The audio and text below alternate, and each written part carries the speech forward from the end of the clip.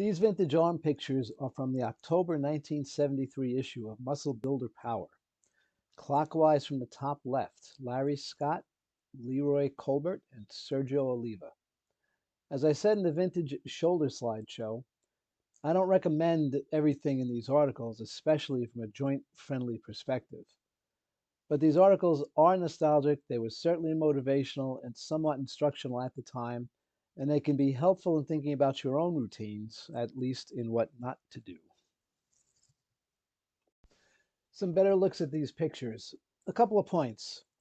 Arthur Jones wrote that part of why Oliva's physique was so impressive, aside from the obvious, was that in this type of picture, the distance from the bottom of his triceps to the top of his biceps was greater than the distance from the bottom of his chin to the top of his head. And at the time, this was impressive, but decades later, probably due to the massive increase in pharmaceutical help, some guys' biceps alone are bigger than their faces. The second point, for whatever Joe Weider's pros and cons, he was way ahead of his time in diversifying his magazine and the sport. Reading these magazines in the 70s, we expected to see Oliva, Leroy Colbert, Robbie Robinson, Bill Grant, Chris Dickerson competing on stage and in ads next to white bodybuilders. And it didn't occur to me anyway that it wouldn't be this way. It was only years later, probably through Rick Wayne's Muscle Wars book, that the deliberate marginalization of non-white bodybuilders by the other publishers became obvious. Okay, back to muscle and training. On the left, Larry Scott's right arm, who had by this time won the Mr. Olympia. Larry Scott, not his right arm. On the right, Bob Birdsong, who won a Mr. America contest in 1974 and competed until 1989. Both pages are discolored from time. The one on the left was glossy. The one on the right was green newsprint. For some reason, the magazine was mostly glossy pages with a few pages of newsprint mixed in, and the only color pictures were some of the ads. Birdsong's routine, as described in this article, was a typical muscle magazine routine: many exercises, many sets, many reps. 3 times a week, using all the, quote, Weider principles. A one-arm Scott bench curl, 70-pound dumbbell, 10 reps plus burns. Supersetted with Scott bench barbell curl, 120 pounds, 8 to 10 reps plus burns. And 6 supersets of these, lowering the amount of weight each set.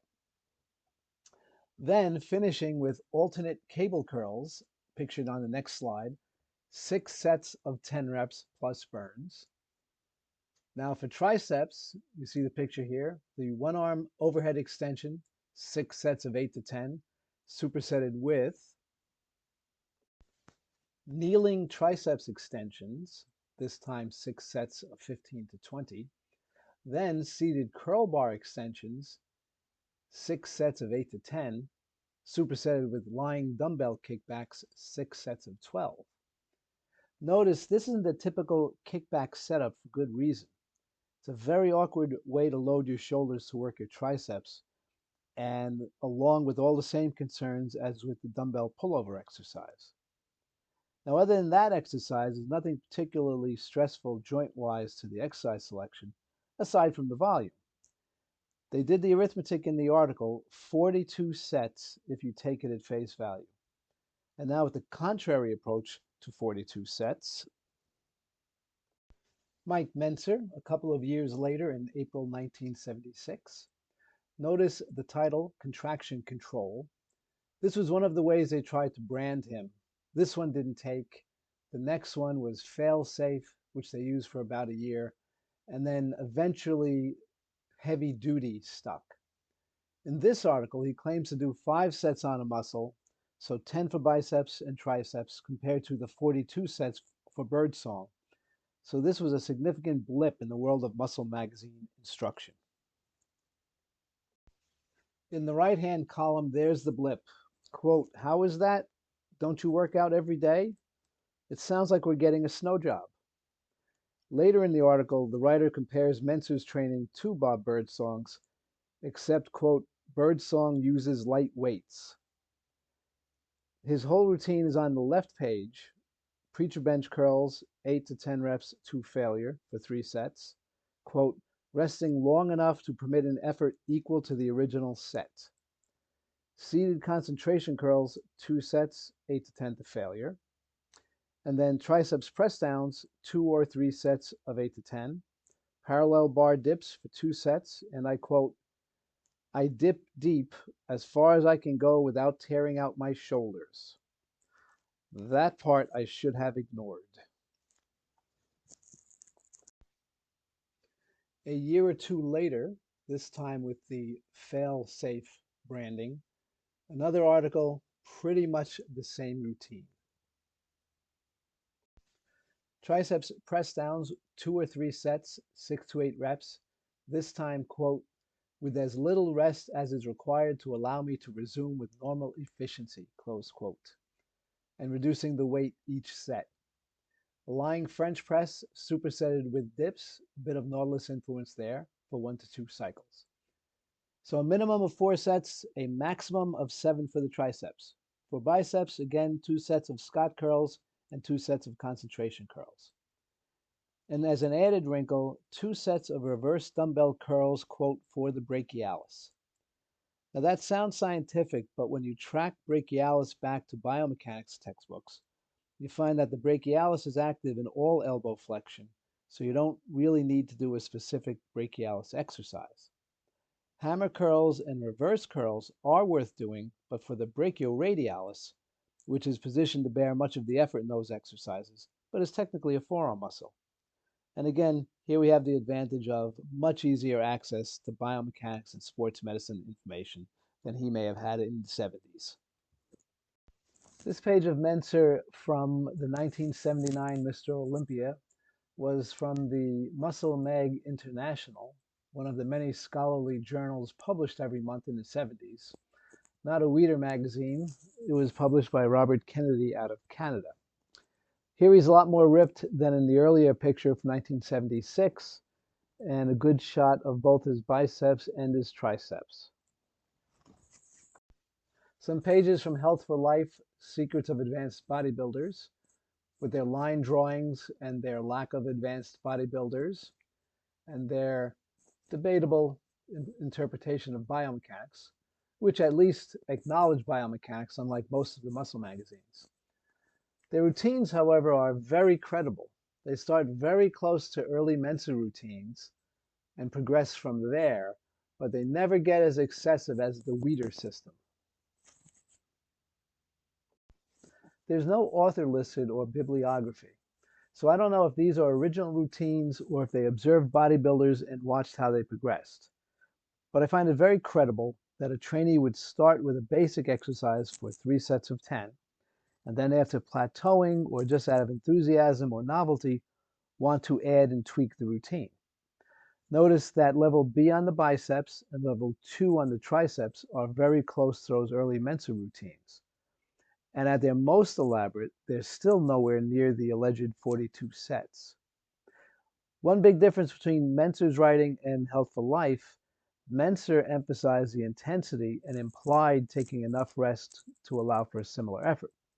Health for Life left it as use a weight with which you can only do 6 to 8 reps and spent a lot of time on the effect of rest periods for a cumulative effect.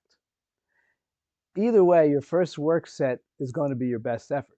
And then after that, you can play with either longer rests and heavier weights or shorter rests with lighter weights, because at some point it comes down to preference. Next, we're going to take a look at an enduring muscle rule of thumb. There's a line about biceps training that I first saw in Mentzer, tracked it back to Arthur Jones, and I've seen and heard it repeated many times since. And the line says that using an easy curl bar is a mistake because it takes the forearms out of full supination. And since a main function of the biceps is supination, this means the easy curl bar isn't effective at working the biceps. And therefore, you should use a straight bar for curls and pull downs to put the biceps in their strongest position. Now, to my eye, this is an incomplete reading of the biomechanics. So first, the joints. Every 40-ish bodybuilder switches from a straight bar to dumbbells or an easy curl bar because at some point their wrists and elbows hurt. This is due to the carrying angle at the elbow, which is explained in this diagram and excerpt from Brunstrom's Clinical Kinesiology. With the hand in full supination, the carrying angle means your hand moves towards your face as you bend the elbow. A straight bar doesn't allow this. So either your elbows flare to the sides or your elbows and wrists have to accommodate the strain internally, which eventually leads to pain. As soon as you move out of full supination, as the text says, the carrying angle, quote, is obliterated. So you relieve the strain on the wrists and elbows by moving out of full supination. The next question is whether it's effective in working the biceps.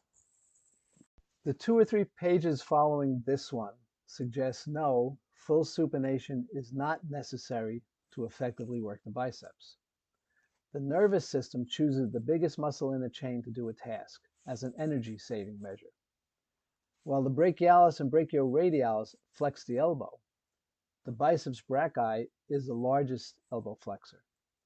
So at low levels of effort, the nervous system will use a smaller elbow flexor, but any elbow flexion, even with the hand pronated, done at a high speed or with high effort, engages the biceps brachii. Don't argue with me, argue with Brunstrom's Clinical Kinesiology. Now, just placing the hand in supination, like on a straight bar, may not be sufficient. The biceps might be attempting to supinate, or it might not, because the nervous system has no choice. The hand is positioned in supination. It's not brought there by muscular effort. By the way, this and the next few exercise pages are from the print version of Joint Friendly Fitness. Supination with the elbow straight is not created by the biceps. Plus, there's no moment arm created for the elbow flexors to work against. It's only when the elbow is bent to 90 degrees that the biceps take over supination. A dumbbell curl, where the weight opposes supination at 90 degrees, engages the biceps immediately, not just at high efforts, if you bend and supinate at the same time. So, to engage the biceps and avoid the complications of the carrying angle, you would do an easy curl bar heavy enough, or a dumbbell curl with supination at 90 degrees. For bodybuilding purposes, the combination a la Mentzer and Healthful Life is more than enough. If you're training for, quote, wellness plus, so not necessarily bodybuilding, my suggestion would be to alternate. If you want to train heavy, use the easy curl bar. Heavy weights in a dumbbell curl tend to interfere with the supination, so use them when you don't feel like training heavy.